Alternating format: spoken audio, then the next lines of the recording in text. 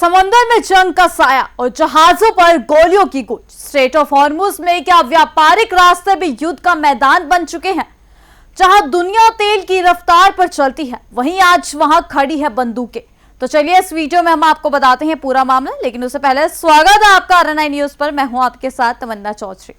Middle east में जारी तनाव के बीच एक बड़ा और बेहद गंभीर घटनाक्रम सामने आया। शनिवार 18 अप्रैल 2026 को स्ट्रेट ऑफ हॉर्मुज से गुजर रहे दो भारतीय जहाजों पर ईरानी नौसेना द्वारा गोलीबारी किए जाने का आरोप लगा। इस घटना ने न सिर्फ भारत ईरान संबंधों को चर्चा में ला दिया, बल्कि वैश्विक समुद्री व्यापार की सुरक्षा पर भी गंभीर सवाल खड़े कर दिए हैं। सूत्रों के मुताबिक जहाज सनमार हेराल्ड सहित दो भारतीय जहाजों को निशाना बनाया गया। हालांकि सरकार का कहना है कि सभी क्रू सदस्य सुरक्षित हैं।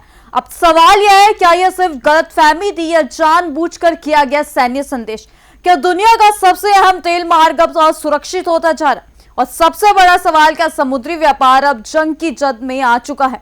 रेडियो बातचीत के ऑडियो में भारतीय कैप्टन द्वारा लगातार यह कहा गया है कि उन्हें पहले आगे बढ़ने की अनुमति दी गई थी, लेकिन बाद में उन पर फायरिंग शुरू हो गई। इसी के बाद जहाज को वापस लौटना पड़ा और कुछ समय बाद संचार भी टूट गया। देखिए ये खास रिपोर्ट। स्ट्रेट ऑफ हॉर्मुज, जो दुनिया के तेल व्यापार की लाइफलाइन माना जाता है, वहां हालात अचानक बेहद तनावपूर्ण हो गए हैं। रिपोर्ट्स के मुताबिक ईरानी नौसेना ने दो भारतीय जहाजों पर उस समय फायरिंग की जब वे समुद्री मार्ग से गुजर रहे थे। जहाज पर मौजूद क्रू मेंबर्स के अनुसार उन्हें पहले सुरक्षित मार्ग की अनुमति दी गई थी, लेकिन अचानक फायरिंग शुरू हो गई। हालांकि भारतीय सरकार के सूत्रों ने पुष्टि की है कि सभी लोग सुरक्षित हैं।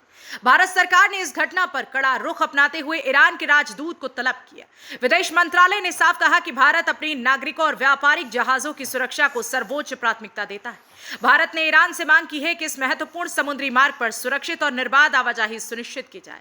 और इसी बीच ईरान के सर्वोच्च नेता के प्रतिनिधि ने बयान दिया कि उन्हें इस घटना की विस्तृत जानकारी नहीं है, लेकिन उन्होंने भारत ईरान संबंधों को मजबूत बताया और बातचीत से समाधान की उम्मीद जताई। लेकिन सवाल वही है, जब समुद्र में बंदूकें चलने लगे तो क्या बातचीत समय पर पहुंच पाएगी? इस पूरे क्षेत्र में तनाव लगातार बढ़ रहा है। एक तरफ ईरान की चेतावनी और प्रतिबंध है, तो दूसरी तरफ अमेरिका की सैन्य मौजूदगी और नाकेबंदी जैसे कदम। इन सब के बीच स्ट्रेट ऑफ हॉर्मुज अब सिर्फ एक जलमार्ग नहीं, बल्कि एक संभावित टकराव का केंद्र बनता जा रहा है।